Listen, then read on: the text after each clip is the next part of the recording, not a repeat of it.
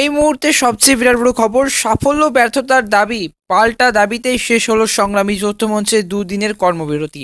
মঙ্গল ও বুধবার এই কর্মসূচি ডাক দিয়েছিল মঞ্চ সংগ্রামী যৌথ মঞ্চ। কর্মবিরতির শেষে বুধবার সংগঠনের আহ্বায়ক ভাস্কর ঘোষ দাবি করেছেন তাদের কর্মসূচি পুরোপুরি সফল হয়েছে। শহীদ মিনারের সংগ্রামী যৌথ মঞ্চের সাংবাদিক বৈঠক, সংগঠনের আহ্বায়ক ভাস্কর ঘোষ সহ নেতৃত্ব। সাফল্য ব্যর্থতা দাবি আর পাল্টা দাবিতে শেষ হলো সংগ্রামী যৌথ মঞ্চের ডাকা দুদিনের সরকারি কর্মচারীদের কর্মবিরতি। মঙ্গল ও বুধবার এই কর্মসূচি ডাক দিয়েছে মঞ্চ। কর্মবিরতির শেষে বুধবারের সংগঠনের আহ্বায়ক ভাস্কর ঘোষ দাবি করেছেন তাদের কর্মসূচি পুরোপুরি সফল হয়েছে। পুজোর আগে যে উদ্দেশ্য নিয়ে তারা কর্মবিরতি ডাক দিয়েছিলেন তা সফল হয়েছে। পাল্টা তৃণমূল সমর্থিত সরকারি কর্মচারী ফেডারেশনের দাবি ও সংগ্রামী যৌথ মঞ্চের ডাকা কর্মবিরতি ব্যর্থ করে সরকারি কর্মচারী কাজে যোগ দিয়েছিলেন এমন দাবি এবং উত্তরে সংগ্রামী যৌথ মঞ্চের জবাব, কর্মবিরতির অর্থ অফিসে গড়হা হাজিরা বা গড় হাজিরা নয়, অফিসে হাজির হয়ে কাজে সামিল না হওয়া, এমনই বার্তা সরকারি কর্মচারীদের কাছে পৌঁছে দেওয়া হয়েছিল। তাই সেদিক থেকে দেখলে তারা কর্মসূচি পালন করেছেন।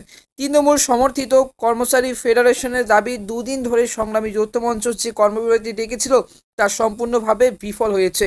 প্রত্যেকটি অফিস, জেলা, ব্লক, মহকুমা ও জেলা শাসকদের দপ্তর, পশ্চিমবঙ্গ রাজ্য সরকারি কর্মচারী ফেডারেশনের সদস্যরা সচল রেখেছেন তাদের নেতা প্রতাপ নায়কের বক্তব্য হচ্ছে, মুখ্যমন্ত্রী কখনো বলেননি বকেয়া মহার্ঘ ভাতা দেবেন না।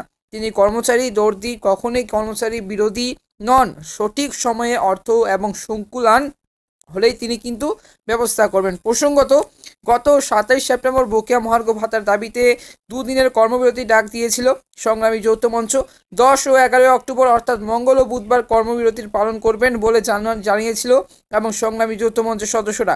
পুজোর আগে ডিএর এবং সহ 4 দফা দাবিতে ফের কিন্তু কর্মবিরতি ডাক দেওয়া হয়েছিল। যে 4টি দাবিকে কেন্দ্র করে তারা কর্মবিরতি পালন করলেন সেগুলি হলো, প্রথম, কেন্দ্রীয় হারে রাজ্য সরকারি কর্মচারীদের বকেয়া মহার্ঘ ভাতা ডিএ দিতে হবে। দ্বিতীয়, রাজ্য সরকারি প্রতিষ্ঠানের শূন্য পদে স্বচ্ছ ও স্থায়ী নিয়োগ করতে হবে। তৃতীয়, প্রতিহিংসা মূল্য কিন্তু বদলি অবিলম্বে প্রত্যাহার করতে হবে।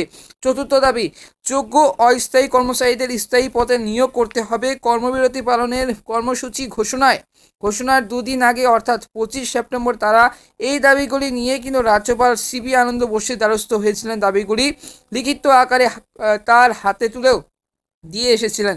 আপাতত পুজোর ছুটির পর তারা কিন্তু পরবর্তী কর্মসূচি ঘোষণা করবেন বলে মঞ্চ সূত্রের খবর। তবে এই মুহূর্তে রাজ্য সরকারি কর্মচারীদের গত 21 ডিসেম্বর বৃহস্পতিবারের কিন্তু বেলায় খাতা, পেন্সিল বা মোবাইল ক্যালকুলেটর খুলে হিসাব করতে বসে গেলেন সরকারি কর্মী বা শিক্ষকেরা। মুখ্যমন্ত্রী আরও 4% বকেয়া মহার্ঘ ভাতা ডিএ ঘোষণা